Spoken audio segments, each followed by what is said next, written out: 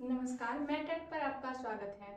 JPSC और JSSC के लिए चलाई जाने वाली सीरीज के अंतर्गत आज हम छठे क्लास पर बात करेंगे। आज के क्लास का टॉपिक है झारखंड का भौतिक विभाजन, फिजिकल डिवीजन ऑफ झारखंड। आज के क्लास को समझने से पहले समझेंगे कि पठार क्या है। पठार, झारखंड एक पठारी राज्य है, तो इसके बारे में पहले देखेंगे कि पठार क्या है, उसके बाद क्लास की ओर आगे बढ़ेंगे। तो आइए देखते हैं। पृथ्वी पर जमीन का देखिए रूप कैसा है, उसका स्वरूप कैसा है। तो जमीन प्लेन है, प्लेन के बाद नीचे धंसा हुआ है, नीचे के बाद ऊपर उठा हुआ है, ऊपर उठा हुआ है।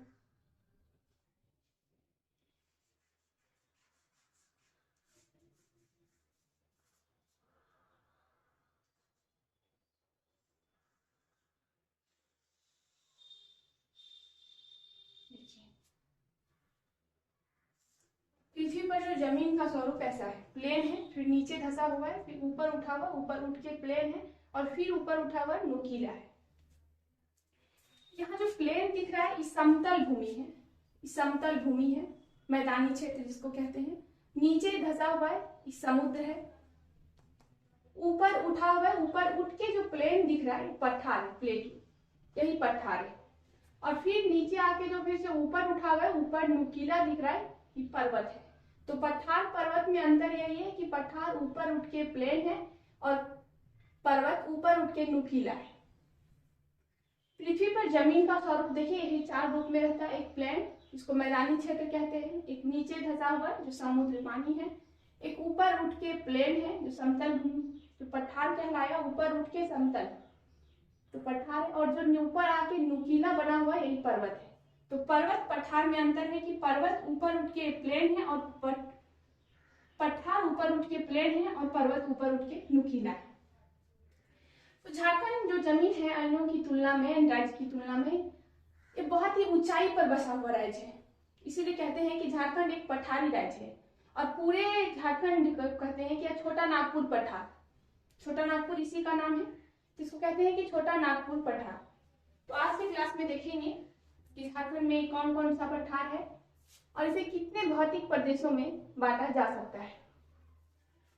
तो जमीन का, पृथ्वी का जो स्वरूप है वो चार है। एक प्लेन, इसका जो भूमि है एक प्लेन है, एक ऊपर उठा नीचे धंसा हुआ है, एक ऊपर उठ के प्लेन है और दूसरा ऊपर उठ के नुकीला है। जो ऊपर उठ के प्लेन है वही पठार है और जो ऊपर उठ के नुकीला है यही पर्वत है। तो पर्वत पठार में अंतर क्या है कि पर्वत ऊपर नुकीला होता है और पठार ऊपर उठ के समतल होता है। झारखंड एक पठारी क्षेत्र है और संपूर्ण झारखंड को कहते हैं छोटा नागपुर का पठार, छोटा नागपुर का पठार। तो पहले संपूर्ण छोटा नागपुर पठार को देखेंगे, उसके बाद इसे कितने भौतिक प्रदेश में बांटा गया है उसको देखेंगे। तो संपूर्ण छोटा नागपुर का पठार झारखंड को कहा गया है। इसकी औसत ऊंचाई 760 मीटर है। छोटा नागपुर पठार की, पूरे छोटा नागपुर पठार की जो औसत ऊंचाई है, एवरेज हाइट, 760 मीटर है। इसका आकार पूछता है कैसा है, तो इसका आकार चतुर्भुज के आकार का है। झारखंड का आकार भी चतुर्भुज है और इसका आकार भी चतुर्भुजाकार है। तो संपूर्ण झारखंड को कहते हैं छोटा नागपुर की पठार और इसकी औसत ऊंचाई 760 मीटर, इसका आकृति है चतुर्भुजाकार। अब आइए देखते हैं कि झारखंड के भौतिक विभाजन के अंतर्गत झारखंड को कितने भौतिक प्रदेशों में बांटा गया है। तो झारखंड को मुख्य रूप से 5 भौतिक प्रदेशों में बांटा गया है।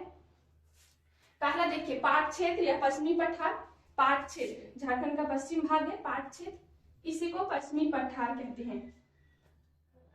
इसका अर्थ होता है समतल भूमि। इस पाट क्षेत्र का अर्थ क्या होता है, समतल भूमि।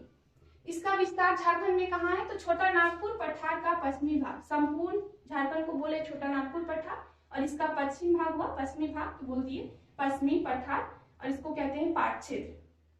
तो झारखंड में इसका विस्तार है छोटा नागपुर पठार का पश्चिमी भाग। इसके अंदर 3 जिला आता है पाट क्षेत्र के अंदर, लातेहार, लोहरदगा, गुमला। लातेहार, लोहरदगा और गुमला। तो पहला देख रहे हैं इसका भौतिक विभाजन में पहला है पाट क्षेत्र या पश्चिमी पठार। इसका अर्थ होता है, पाट क्षेत्र का अर्थ होता है समतल भूमि। झारखंड में इसका विस्तार छोटा नागपुर पठार के पश्चिम भाग में है। इसकी औसत ऊंचाई 900 मीटर है। 900 मीटर। संपूर्ण छोटा नागपुर पठार का औसत ऊंचाई 760 और पाट क्षेत्र का औसत ऊंचाई 900 मीटर। इसका आकार कैसा है? तो इसका आकार त्रिभुजाकार है। इस पाट क्षेत्र का आकार त्रिभुज के आकार का है।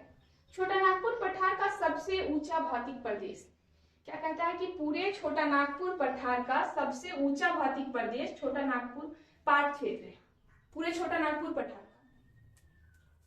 इसके अंदर दो पहाड़ी है, एक सानू और सारू। दो प्रकार का पहाड़ी पाया जाता है, जिसे एक को सानू और दूसरे को सारू कहा जाता है। सानू और सारू। भूमि का प्रकार, यहाँ दो प्रकार का भूमि पाया जाता है, एक उच्च जो थोड़ा ऊंचाई में बसा हुआ है, एक थोड़ा नीचे। तो जो ऊंचाई में बसा हुआ है उसे उच्च भूमि और जो नीचे है उसे निम्न भूमि कहते हैं। ऊंचाई पर बसे हुए भूमि को उच्च भूमि को कहते हैं टांड और निम्न भूमि को कहते हैं दौन। उच्च भूमि को टांड और निम्न भूमि को दौन। तो पहला भौतिक प्रदेश में पाट क्षेत्र आया। पाट क्षेत्र की औसत ऊंचाई 900 मीटर। झारखंड का आया, पूरे छोटा नागपुर पठार का सबसे ऊंचा भौतिक प्रदेश है। इसका आकार त्रिभुजाकार है। यहाँ दो प्रकार का भूमि पाया जाता है, उच्च भूमि जिसे टांड कहते हैं और निम्न भूमि जिसे दौन कहते हैं। इसके अंदर 3 जिला आता है, लोहरदगा, लातेहार और गुमला। झारखंड में इसका विस्तार पश्चिम साइड में है। पठार हो गया पश्चिमी पठार, जिसे पाट क्षेत्र कहते हैं। अब दूसरे नंबर में आया रांची का पठार। पहला भौतिक विभाजन, तो इसे 5 भागों में बांटा गया है। तो पहला भौतिक प्रदेश था पाट क्षेत्र या पश्चिमी पठार। दूसरा है रांची का पठार। रांची का पठार, यहाँ देखिए रांची का पठार छोटा नागपुर पठार का सबसे बड़ा भौतिक प्रदेश। पाट क्षेत्र को बोला गया था कि छोटा नागपुर पठार का सबसे ऊंचा भौतिक प्रदेश, और रांची पठार है छोटा नागपुर पठार का सबसे बड़ा भौतिक प्रदेश। सबसे बड़ा रांची पठार और सबसे ऊंचा तो पाट क्षेत्र। इसकी औसत ऊंचाई 600 मीटर है। रांची पठार की औसत ऊंचाई 600 मीटर है, जबकि पाट क्षेत्र का औसत ऊंचाई था 900 मीटर। तीसरे नंबर में जो भौतिक प्रदेश है उसका है हजारीबाग पठार। दामोदर नदी रांची पठार और हजारीबाग पठार को अलग करती है। दामोदर नदी, यहाँ देखिए दामोदर नदी रांची पठार और हजारीबाग पठार को अलग करती है। पहले क्या था कि रांची पठार हजारीबाग पठार एक ही साथ था। दामोदर नदी दोनों को 2 बराबर भागों में बांटती।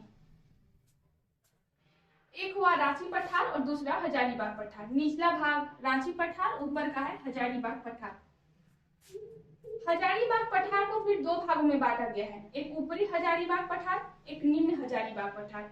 ये पूरे हजारीबाग पठार कहलाया। और हजारीबाग पठार भी 2 भागों में, एक ऊपरी हजारीबाग और एक निम्न, नीचे वाला और एक ऊपर वाला। नीचे वाला हजारीबाग पठार जिसमें गिरिडीह जिला आता है, इसे गिरिडीह पठार भी कहते हैं। गिरिडीह पठार या बाह्य पठार। तो हजारीबाग पठार 2 भागों में है, ऊपरी हजारीबाग पठार, निम्न हजारीबाग पठार। निम्न हजारीबाग पठार को बाह्य पठार भी कहा जाता है या गिरिडीह पठार। गिरिडीह जिला इसी के अंदर आता है। और यही पारसनाथ पर्वत है। पारसनाथ पर्वत गिरिडीह जिला के अंदर है। यहाँ से एग्जाम में 1-2 बार प्रश्न आए हुए हैं कि पारसनाथ पर्वत कौन से पठार के अंदर आता है। तो पारसनाथ पर्वत निम्न हजारीबाग पठार के अंतर्गत आता है। ठीक है, तो हजारीबाग पठार, रांची पठार पहले साथ था। दामोदर नदी 2 भागों में बांटती। अब हजारीबाग पठार भी 2 भागों में बटा हुआ है, ऊपरी हजारीबाग और निम्न हजारीबाग। ऊपरी हजारीबाग पठार का औसत ऊंचाई है 600 मीटर और निम्न हजारीबाग पठार का औसत ऊंचाई है 450 मीटर। तो पाट क्षेत्र का औसत ऊंचाई 900, रांची पठार का 600, ऊपरी हजारीबाग का 600 और निम्न हजारीबाग का 450। 900, 600, 600 और 450। अब अगले चौथे नंबर में आएगा मैदान एवं नदी घाटी प्रदेश। मैदान एवं नदी घाटी प्रदेश, देखिए यहाँ का एरिया चाईबासा का मैदान, इसके अंतर्गत चाईबासा का मैदान आता है। सारंडा वन इसी के अंतर्गत है। मैदान एवं नदी घाटी प्रदेश जो झारखंड के भौतिक प्रदेश में बांटा गया है, इसी के अंदर सारंडा वन आता है। सारंडा वन जिसे 700 पहाड़ियों का वन कहा गया है, यह चाईबासा में है। चाईबासा का मैदान भी इसी के अंदर है। अगले 5वें नंबर में आएगा राजमहल पहाड़ी। राजमहल पहाड़ी, राजमहल पहाड़ी जो छोटा नागपुर पठार का उत्तर और पूर्वी भाग है, इसकी औसत ऊंचाई 150 से 300 मीटर, 150 से 300 मीटर के बीच है। यहाँ 2 प्रकार की पहाड़ी पाई जाती है, एक नुकीली पहाड़ी और एक गुम्बद नुमा। एक एकदम नुकीला होता है, गुम्बद टाइप का होता है। तो एक नुकीली पहाड़ी और दूसरा है गुम्बद नुमा पहाड़ी। नुकीली पहाड़ी को यहाँ टोंगरी कहा गया है और गुम्बद नुमा पहाड़ी को यहाँ डोंगरी कहा गया है। टोंगरी और डोंगरी, नुकीली पहाड़ी को टोंगरी और गुम्बद नुमा पहाड़ी को डोंगरी। तो पूरे झारखंड के भौतिक विभाजन को देखें, इसे 5 भागों में बांटा गया। पहला पाट क्षेत्र या पश्चिमी पठार, दूसरा रांची का पठार, तीसरा हजारीबाग पठार, चौथा मैदानी एवं नदी घाटी और पांचवा राजमहल पहाड़ी।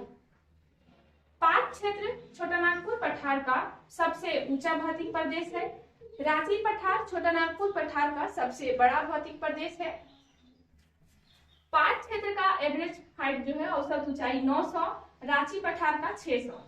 हजारीबाग पठार भी 2 भाग में बट गया है, ऊपरी हजारीबाग और निम्न। ऊपरी हजारीबाग का 600 मीटर है और नीचे निम्न का है 450। इसी के अंदर गिरिडीह पठार आता है और पारसनाथ पर्वत भी निम्न हजारीबाग पठार के अंतर्गत है। अगला चाईबासा का मैदान जो मैदानी एवं नदी घाटी के अंतर्गत आता है, यही सारंगा वन है। और 5वां नंबर है राजमहल पहाड़ी। इसकी औसत ऊंचाई है 150 से 300 मीटर। यहाँ 2 प्रकार की पहाड़ी पाया गया है, एक नुकीली और एक गुम्बद नुमा। नुकीली पहाड़ी को टोंगरी कहा जाता है और गुम्बद नुमा को डोंगरी कहा जाता है। आज की क्लास यही रहेगी, अगले क्लास कल आपको मिलेगी। Thank you.